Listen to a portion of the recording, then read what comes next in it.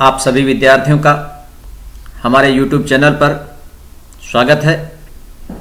पंडित दीनदयाल उपाध्याय शेखावाटी विश्वविद्यालय सीकर के स्नातकोत्तर उत्तरार्ध हिंदी साहित्य के द्वितीय प्रश्न पत्र प्राचीन एवं निर्गुण काव्य में सम्मिलित कवि कबीर के पदों पर हम चर्चा कर रहे हैं।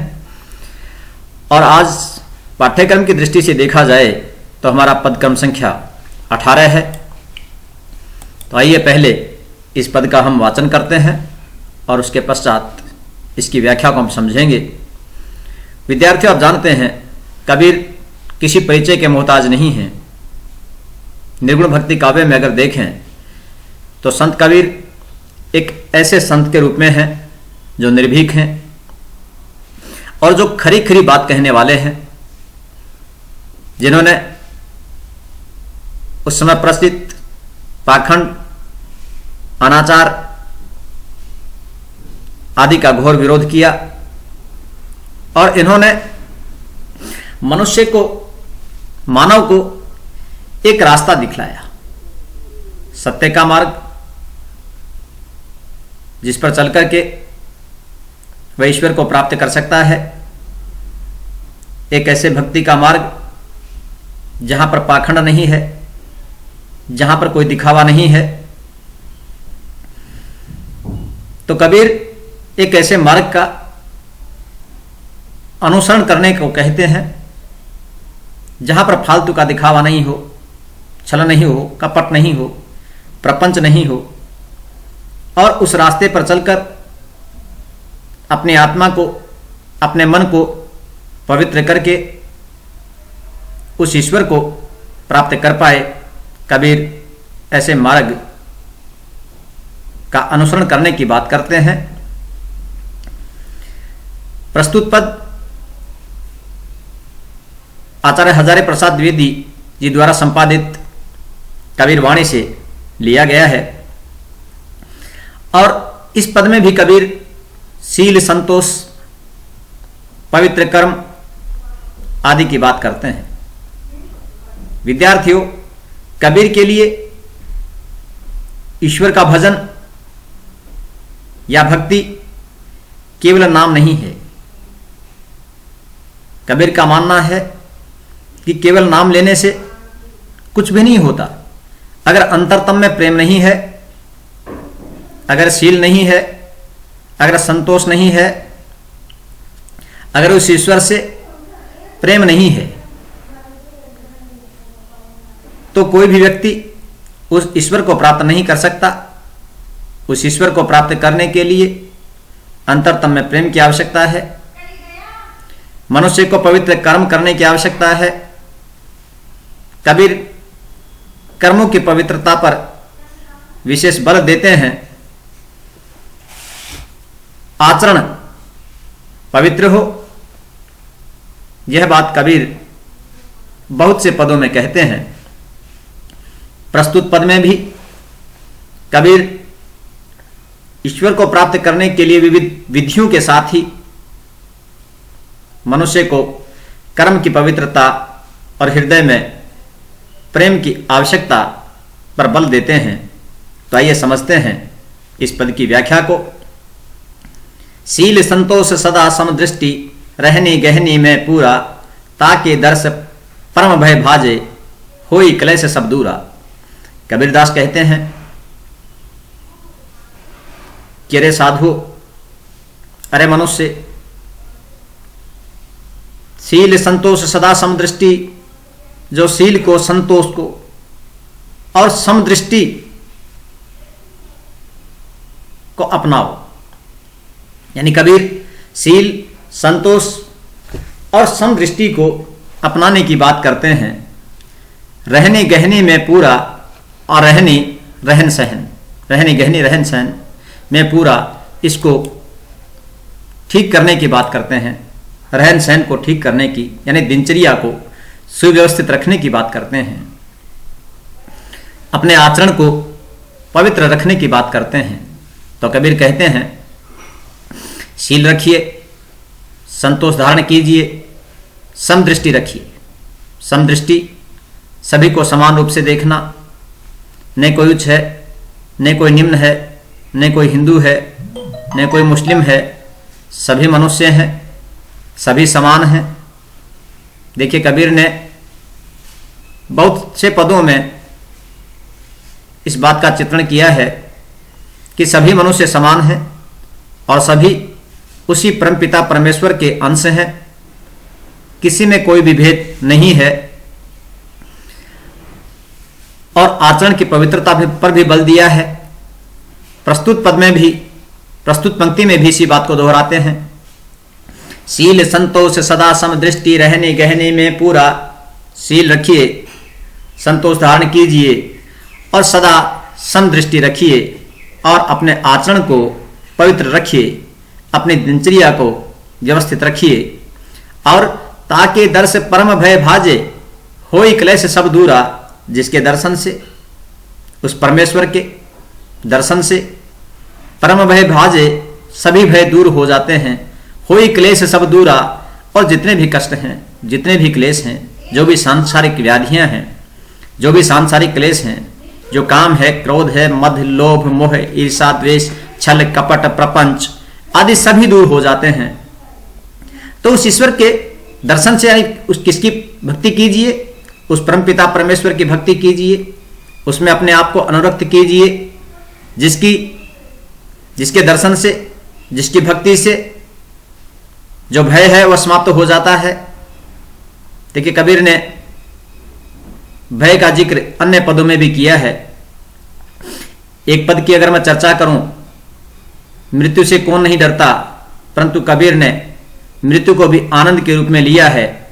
एक पद में वे लिखते हैं, जा मरने से जग डरे मेरे मन आनंद, कब मरी हूं कब पाई हूं पूर्ण परमानंद। कबीर कहते हैं, जा मरने से जग डरे, जिस मरने से पूरा संसार डरता है, मेरे मन आनंद, कब मरी हूं कब पाई हूं पूर्ण परमानंद।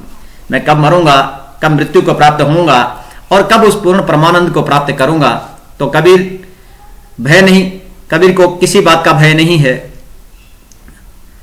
तो यहां पर कबीर कहते हैं, ताकि दर्श परम भय भाजे, जिसके दर्शन से जो भय है वह समाप्त हो जाता है। होई क्लेश सब दूरा, और समस्त क्लेश जो हैं वो दूर हो जाते हैं। निसी बासर चर्चा चित चंदन आन कथा न सुहावे। और जो भक्त होगा वह तो रात दिन किसकी चर्चा करेगा? उस ईश्वर की चर्चा करेगा, हमेशा अपने मन को उस ईश्वर में अनुरक्त रखेगा। तो रात दिन किसकी चर्चा करें? जिस प्रकार से चंदन व्याप्त हो जाए और चंदन की जो खुशबू है, चंदन जहां भी रहे, चित्त चंदन, इस चित्त को चंदन के रूप में कर लें।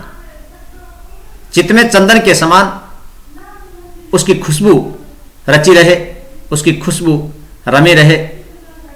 निसी बासर चर्चा, और हमेशा रात और दिन उसी की चर्चा करें, उसी परमपिता परमेश्वर का जिक्र करें। और आन कथा न सुहावे, और दूसरी जो कथा है, दूसरी जो अन्य प्रकार की जो बातें हैं वो उसे बिल्कुल भी अच्छी नहीं लगे। अर्थात जो अन्य प्रकार की जो कथाएं हैं, अन्य प्रकार के जो अंधविश्वास हैं, अन्य प्रकार के जो पाखंड हैं, वह तुम्हें अपने हृदय से निकाल देने चाहिए। कबीर कहते हैं कि अरे साधक, अरे मनुष्य, निसी बासर चर्चा चित चंदन, रात और दिन तुम उसकी ही चर्चा करो, उस परमपिता परमेश्वर की ही चर्चा करो। आन कथा न सुहावे, और कथाओं की तुम चर्चा मत करो, और पाखंड आदि के चक्कर में, आदि के फेर में अन्य जो कथाएं हैं उनके बारे में तुम चिंतन मत करो, उनके बारे में तुम चर्चा मत करो। वो चर्चाएं अर्थात जो रात दिन जिसका चित्त उस ईश्वर के प्रति लगा रहे, उसको दूसरी जो कथाएं हैं, अन्य जो कथाएं वो अच्छी नहीं लगती।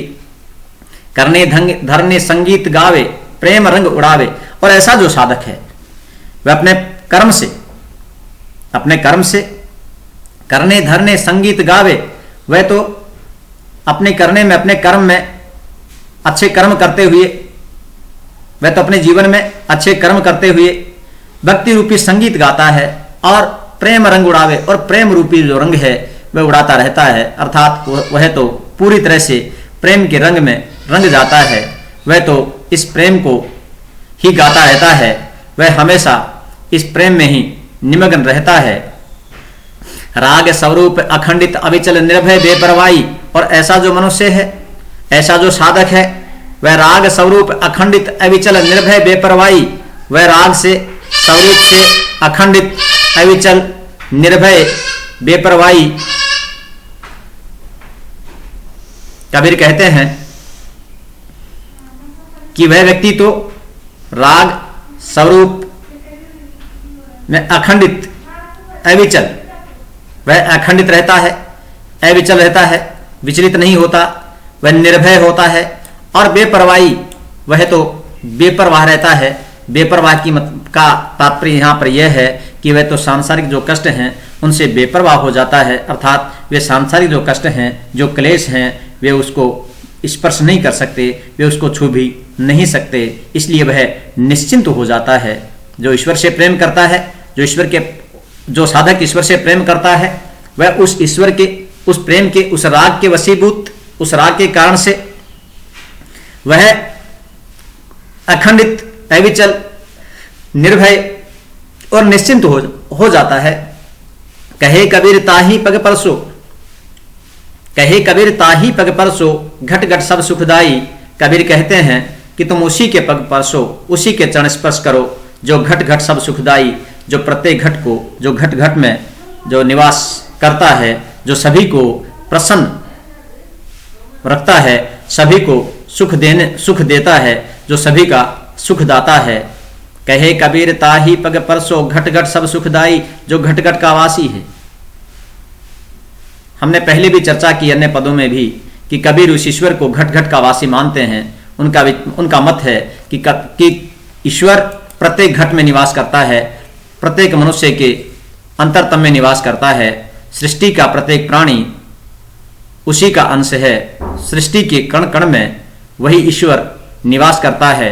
तो यहाँ भी कबीर कहते हैं कि वह जो घट घट का निवासी है, जो घट घट में निवास करने वाला है, जो सबको सुख प्रदान करने वाला है। अरे साधक, तुम उसी ईश्वर का गुणगान करो, तुम उसी के चरणों की धूल बनो, तुम उसी के चरणों का स्पर्श करो। इस प्रकार से यह व्याख्या है। अगर विशेष के तौर पर हम चर्चा करें तो कबीर का यह जो पद है वह मनुष्य को आचरण की पवित्रता के प्रति जागृत करता है, उसको अपने रहन सहन के प्रति भी जागृत करता है, और शील, संतोष, समदृष्टि आदि जो मानवोचित गुण हैं उनको अपनाने की बात कबीर करते हैं। तो यहाँ पर जो कबीर आत्म अवलोकन की बात भी करते हैं, स्वयं को भी इन गुणों को अपनाने के लिए कहते हैं, तो अन्य जो मनुष्य हैं उनको भी इन सभी गुणों को अपनाने की बात इसमें करते हैं। और यह जो पद है वह उपदेशात्मक दृष्टि से भी महत्वपूर्ण है, और इस पद में तत्सम और तद्भव शब्दों का प्रयोग हुआ है और गेय पद है। तो इस प्रकार से आपने संपूर्ण पद की व्याख्या सुनी, और मैं उम्मीद करता हूँ परीक्षा में जब यह पद आएगा आप इसको बहुत अच्छे से हल कर पाएंगे और बहुत ही अच्छे अंक आपको मिलेंगे। आपने मुझे सुना, इसके लिए आपका धन्यवाद। Thank you.